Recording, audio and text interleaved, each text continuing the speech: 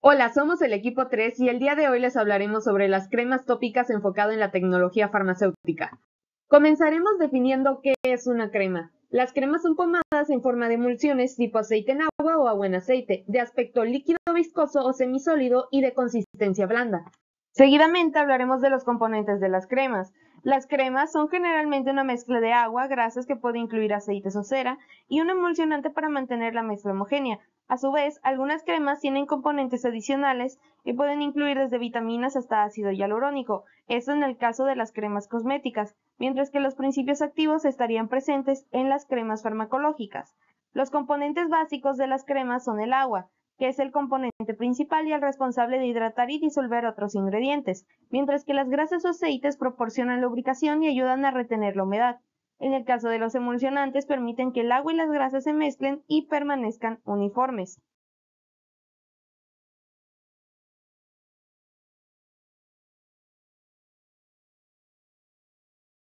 Continuando con los excipientes, estas sustancias les proporcionan diversas características a las cremas. Por ejemplo, el aceite mineral es utilizado como un lubricante para cremas limpiadoras.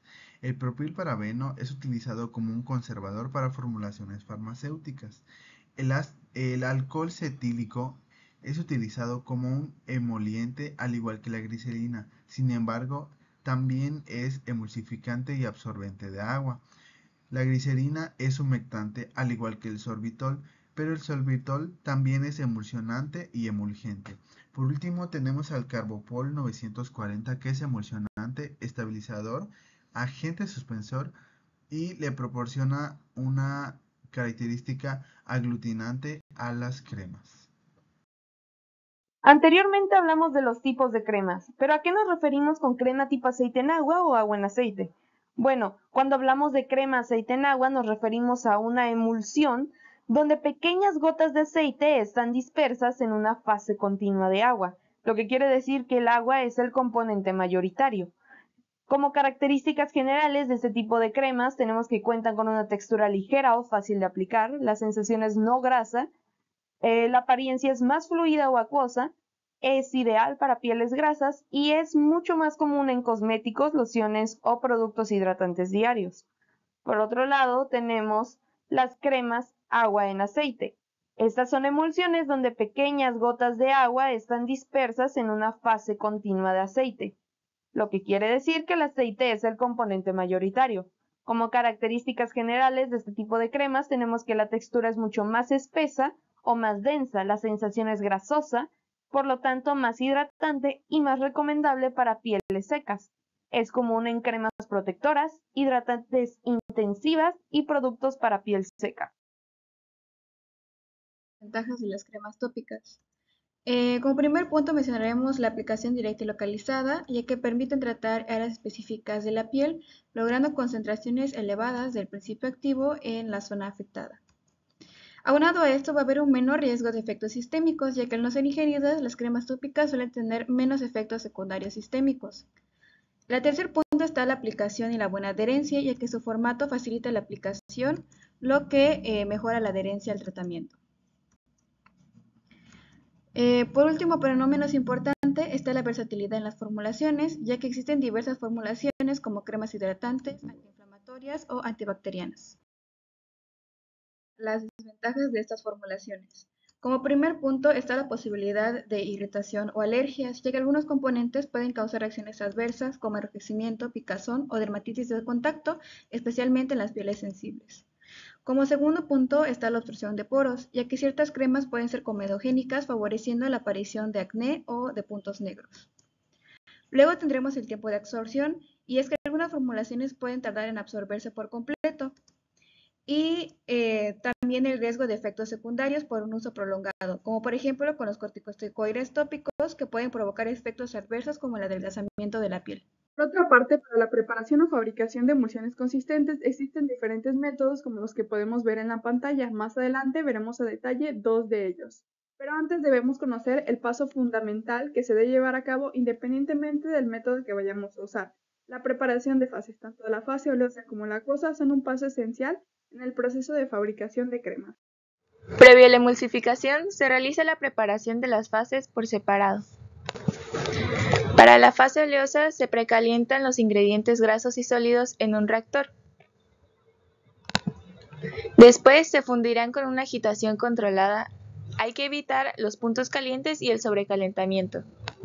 Finalmente se estabiliza la mezcla mientras se espera la mezcla con la fase acuosa. Para la fase oleosa se agrega el volumen de agua necesario hasta alcanzar 80 grados Celsius. Posteriormente se añaden los ingredientes que son hidrosolubles.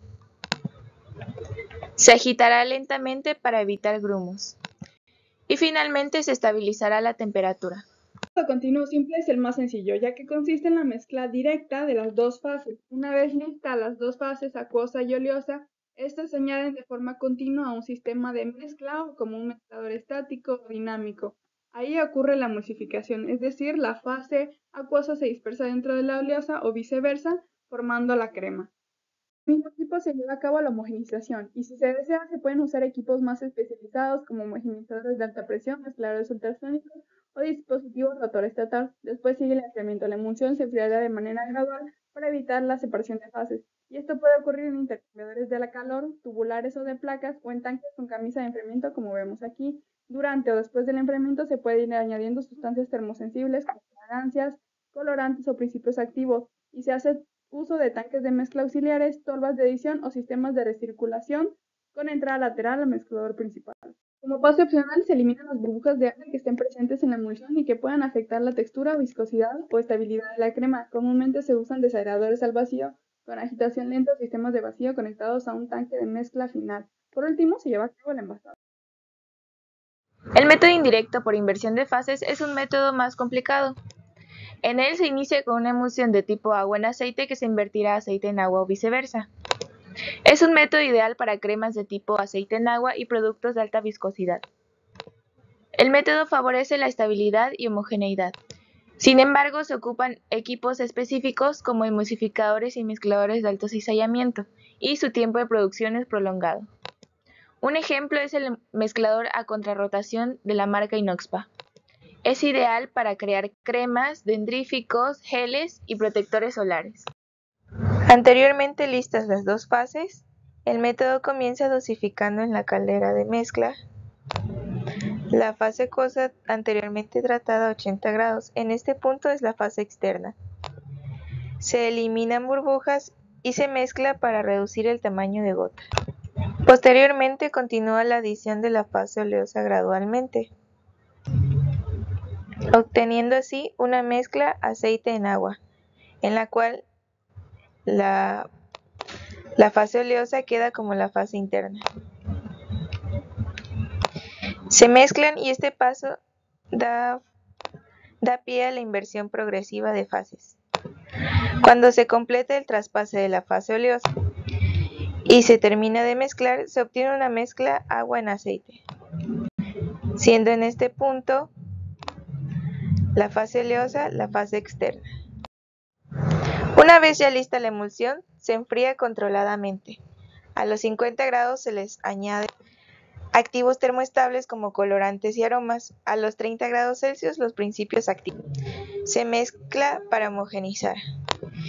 Y por último, el producto se trasvasa a una caldera de producto terminado para su posterior envasado. A continuación vamos a hablar sobre los controles o variables críticas del proceso. Este es un parámetro que se utiliza en la industria farmacéutica para garantizar que el medicamento alcance la calidad deseada. Dentro de estos parámetros entra la humectabilidad o humedad. Esto es debido a que en las cremas tópicas, que son suspensiones, muchos materiales sólidos son demasiado hidrófobos para ser mojados por el agua y forman agrupaciones de partículas grandes y porosas dentro del líquido o permanecen flotando debido a su alta densidad. Esta adherencia entre partículas pasa porque existe como una especie de capa de aire en la superficie de estas partículas o materiales grasos. Aquí es donde entra la humectabilidad. La humectabilidad tiene como objetivo reemplazar el aire que está en contacto con la superficie de las partículas por el medio de dispersión. Para esto se requiere de la disminución de la energía libre de Gibbs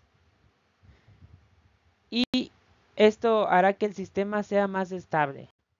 Otro factor que se debe de controlar cuidadosamente en cremas tópicas es la velocidad de sedimentación. Esta velocidad de sedimentación se debe a la acción de la gravedad que existe sobre la fase dispersa y la diferencia de densidades entre las dos fases que constituyen el sistema. Es decir, que la sedimentación ocurre porque las partículas sólidas, que es la fase dispersa, tienen peso y una densidad diferente al líquido, y la gravedad las hace caer al fondo con el tiempo. En cremas se puede presentar una separación de fases o sedimentación lenta si no se formula bien. Para esto se utiliza la ley de Stokes. La ley de Stokes tiene parámetros como son la viscosidad, el tamaño de la partícula y especialmente en esta que es el tamaño de la partícula, si se requiere disminuir la velocidad de sedimentación, se tiene que reducir el diámetro de la partícula dispersa y de esta manera controlar la velocidad de sedimentación.